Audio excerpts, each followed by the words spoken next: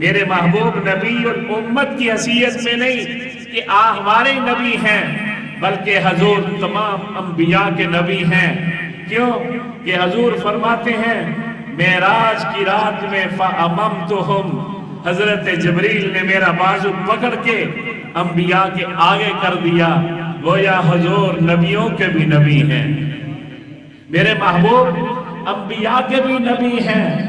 اور اللہ نے فرمایا تمام انبیاء علیہم السلام سے کہ تم مجھ سے وعدہ کرو، عہد کرو۔ وَإِذْ أَخَذَ اللَّهُ مِيثَاقَ النَّبِيِّينَ لَمَا آتَيْتُكُم مِّن كِتَابٍ وَحِكْمَةٍ ثُمَّ جَاءَكُمْ رَسُولٌ مُصَدِّقٌ لِمَا مَعَكُمْ لَتُؤْمِنُنَّ بِهِ وَلَتَنصُرُنَّهُ قَالَ أَأَقْرَرْتُمْ، اللہ نے فرمایا اے انبیاء تم اقرار کرتے ہو، اے نبیوں مجھے بتلاؤ تم اقرار کرتے ہو، تم مجھ سے وعدہ کرتے ہو۔ قَالَ أَأَقْرَرْتُمْ وَأَخَذْتُمْ عَلَى ذَلِكُمْ إِصْرِي، تم مجھ سے وعدہ کرتے ہو۔ اللہ تعالیٰ نے انبیاء سے وعدہ کرایا تو تمام انبیاء کہتے ہیں قَالُوا أَقْرَرْنَا، قَالُوا أَقْرَرْنَا، اے پروردگار عالم ہم وعدہ کرتے ہیں آپ سے کہ آپ کے نبی کا زمانہ پائیں گے تو ہم ایمان لے کے آئیں گے، آپ کے نبی کی مدد اور نصرت کریں گے۔ حضرت آدم علیہ السلام، حضرت موسیٰ علیہ السلام اللہ کے برگزیدہ پیغمبر ہیں۔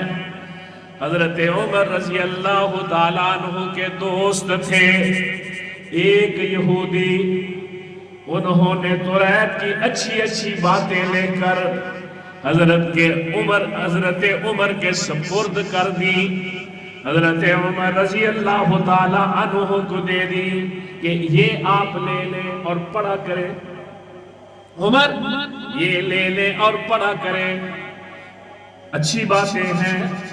حضرت عمر رضی اللہ تعالیٰ عنہ اسی تحریر کو لے کر میرے محبوب کی خدمت اقدس میں حاضر ہوئے، کہتے ہیں یا رسول اللہ میرے دوست نے مجھے توریت کی اچھی اچھی باتیں لکھ کر دی ہیں، کیا میں ان کو پڑھوں یا نہ پڑھوں؟ میرے محبوب صلی اللہ علیہ وسلم نے فرمایا اے عمر تم تحریف شدہ کتاب کی تحریر لے کے آئے ہو۔ کس کی تحریر شدہ؟ تحریر سمجھتے ہو نا، عدل بدل دیا گیا ہے، کتاب کے اندر رد و بدل کر دی گئی ہے، تم اس کتاب کی تحریر کو لے کر میرے پاس آ گئے ہو۔ حضرت نے فرمایا اے عمر حضرت موسیٰ بھی اب آ جائے، حضرت موسیٰ بھی اب آ جائیں، ان کو بھی میری نبوت کے اعلان کے بغیر کوئی چارہ کار نہیں ہوگا۔ فرمایا حضرت کا چہرہ سرخ ہو گیا، حضرت کا چہرہ مبارک میں غصہ آ گیا، کیونکہ امام الانبیاء صلی اللہ تعالی علیہ وسلم کو جب غصہ آتا تھا تو حضرت کا چہرہ انور سرخ ہو جاتا تھا کہ جس طرح کہ سرخ انار ہوتا ہے۔ کوئی بھی شریعت کے خلاف کام ہوتا، کوئی بھی حدود اللہ کو توڑا جاتا تو حضرت بہت سخت ناراض ہوتے تھے، بہت سخت نالا ہوتے تھے۔ حضرت نے فرمایا عمر یہ تم کیا لے کے آ گئے ہو؟ حضرت عمر نے اسی وقت یہ دعا پڑھی رضیت باللہ ربا وبالاسلام دینا وبمحمد نبیا ورسولا۔